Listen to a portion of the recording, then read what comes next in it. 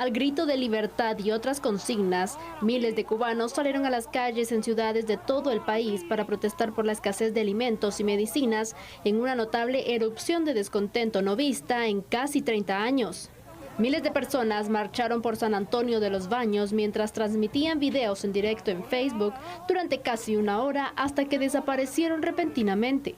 Las manifestaciones han surgido en un momento de fuerte crisis en Cuba, que sufre una preocupante escasez de medicamentos y productos básicos, además que pasa por la tercera y peor ola de COVID-19 con índices de contagios extremadamente altos en las regiones más afectadas. Durante toda la jornada se han producido masivos choques contra partidarios y detractores del gobierno, en especial en varios puntos de La Habana, después de que el presidente Miguel Díaz-Canel conminara a sus partidarios a salir a la calle a defender la revolución. El alcalde de Miami, Francis Juárez, dijo que los ojos del mundo están puestos sobre Cuba. El régimen cubano va a mostrar su verdadera cara si reprime a los manifestantes pacíficos que han salido a las calles a pedir libertad y gritar abajo la dictadura.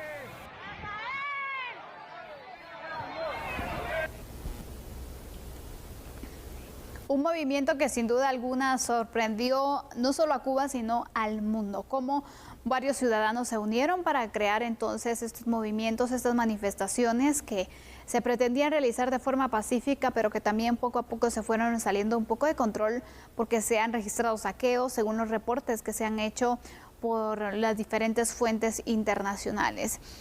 Cuba ha pasado por una situación muy crítica económicamente, en su salud también, licenciado Clavería, que han estado así por varios años y llama la atención que ahora pues hayan decidido pues pronunciarse de esta forma y pues prácticamente lo que nos dan a conocer es que ya están cansados de aguantar esta miseria.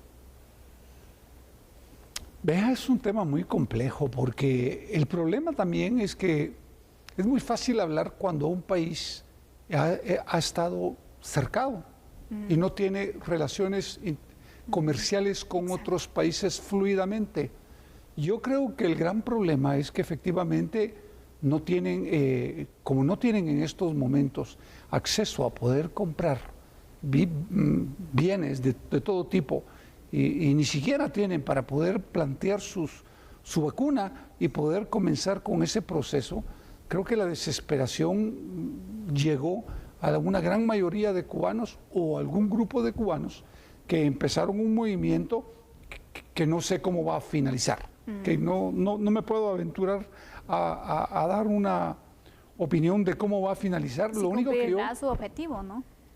Sí, lo único es que yo de verdad creo que los pueblos son los únicos que tienen derecho. Los mismos pueblos son los únicos que tienen derecho a solucionar sus problemas. Por lo tanto, creo que son los cubanos a quien les compete solucionar sus problemas al interno de Cuba. Y nosotros simple y sencillamente lo que somos espectadores ante una situación que se está sucediendo que no es buena para el propio país, pero que desgraciadamente las condiciones lo han llevado ahí. Yo creo que Cuba se merece algo muy grande y ojalá que logren ponerse de acuerdo para poder finalizar con este mal episodio en Cuba y seguir adelante buscando una salida alternativa que beneficie a todo el mundo. ¿Qué salidas alternativas se le pueden dar a este conflicto que se da, a esta problemática, Lic? Yo no lo veo tan sencillo, porque efectivamente el régimen cubano es un régimen con un partido único, en que no hay elecciones abiertas como en cualquier otro país del mundo occidental democrático, aunque las elecciones en países como los nuestros a muchos no les gusten, usted escoge por quién vota, aunque sea por un sinvergüenza, en diputado o alcalde, pero usted vota por quien quiera. Pero allá no, allá es una decisión en la que un partido define quiénes van y ellos van, punto. Creo que hay que comenzar a pensar en un proceso distinto para Cuba que en el que los cubanos se pongan de acuerdo ellos, porque al final son ellos los que viven ahí. Democracia, ¿no? Y buscar una alternativa de salida, que yo no sé si es un proceso democrático o es un proceso como el chino de la China continental, en el que efectivamente hay un partido único, pero que las condiciones son otras, porque la gente tiene acceso a oportunidades de trabajo, a un salario digno, a una vida digna, y educarse y prepararse, que Cuba también lo tiene en muchos sentidos, pero que no tienen acceso a bienes.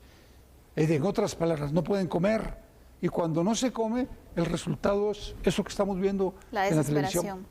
Pero vamos a mostrar ahora algunos datos, estableciendo entonces cuáles son los motivos por los cuales los cubanos salieron a las calles y pues iniciaron con esta manifestación, porque las protestas se desencadenaron el domingo en las localidades cercanas de La Habana y prontamente se fueron extendiendo en toda la isla. En principio, las protestas fueron contra los apagones de electricidad y para exigir la vacunación contra COVID-19. Poco después, esas demandas se transformaron en una exigencia de cambio político. Las manifestaciones parecen ser desencadenadas por la peor crisis económica que ha vivido Cuba en las últimas décadas, agravadas también por la pandemia del COVID-19. Y es que Cuba había logrado mantener el control de la pandemia el año pasado y ha desarrollado la creación incluso de una vacuna propia. Sin embargo, en las últimas semanas se han presentado pues un rebrote de la enfermedad y el domingo registraron 7,000 casos y 31 muertos. Imagínense ustedes cómo está la situación, también preocupante, ha ido incrementando los casos. Pero, ¿cuál es la postura oficial? ¿Cuál es la postura entonces del gobierno respecto a esta situación?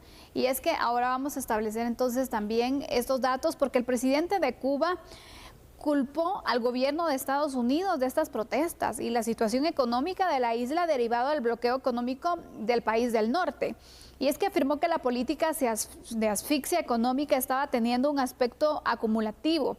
El presidente afirmó que el bloqueo estadounidense es cruel, genocida y asfixiante y lo calificó como el mayor daño humanitario que sufre Cuba. También se acusó a Estados Unidos de orquestar a través de redes sociales el descontento y la división. Sin embargo, el presidente aceptó que entre las manifestaciones habían personas genuinamente insatisfechas y que no todos eran contrarrevolucionarios. El presidente dijo que las medidas tomadas contra los manifestantes fueron justificadas ante el vandalismo, se reportó saqueo de tiendas y patrullas también que estaban dañadas y que de hecho en las imágenes que le trasladamos a ustedes se veían parte de estos daños. ¿Cómo ve usted la postura de los dos sectores, tanto de los manifestantes como del presidente? Pues mire, yo creo que el presidente está haciendo un planteamiento político básicamente en el que acusa a los norteamericanos de ser los responsables del bloqueo y ser los responsables del hambre que en estos momentos está pasando Cuba y de la problemática política que también está pasando. Yo creo que es como muy precipitado, porque yo creo que efectivamente los bloqueos comerciales no son buenos para ningún país, pero sí creo que el problema es interno de Cuba. Y creo que la gente en términos generales está cansada de tantos años de privaciones.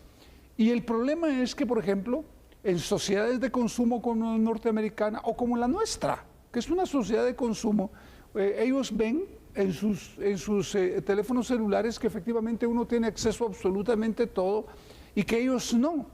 Y la verdad es que en pleno siglo XXI no le van a estar a usted midiendo la carne, midiendo el arroz, midiendo el azúcar, midiendo el café, midiéndole la ropa, midiéndole absolutamente todo. No se puede. Yo creo que hay que buscar una salida alterna que efectivamente le dé a los cubanos la posibilidad de tener acceso a lo mínimo, que les permita comer y que les permita vestirse, vivir dignamente. Y el gobierno tendrá que buscar alternativas.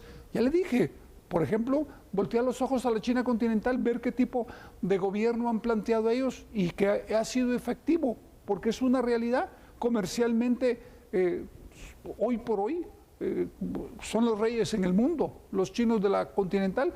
Y yo creo que hay que ver esos modelos, pero sacar de eso la parte buena, lo que les puede producir para mejorar internamente.